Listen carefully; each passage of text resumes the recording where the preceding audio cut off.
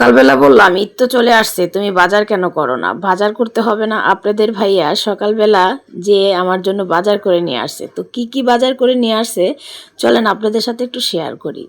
তো প্রথমত বলতেছি, আমার হলুদ মরিচগুলো শেষ হয়ে গেছে। আমি আবার হলুদ মরিচ সব একসাথে ভাঙাই। তো আজকে কিছুদিন যাবৎ আমাদের এদিকে প্রচণ্ড বৃষ্টি, আমি হলুদ মরিচ সব এনে রেখেছি, শুধু শুকাবো।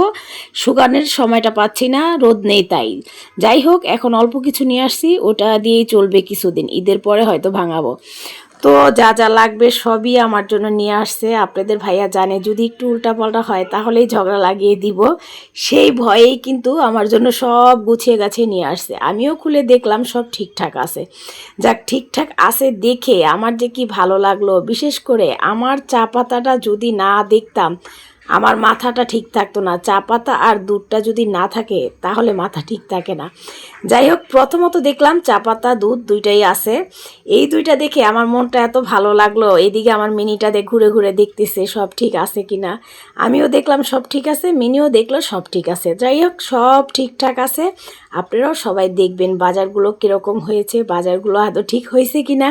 যদি হয়ে থাকে অবশ্যই সবাই কমেন্ট বক্সে একটু লিখে যাবেন। সবাইকে ধন্যবাদ।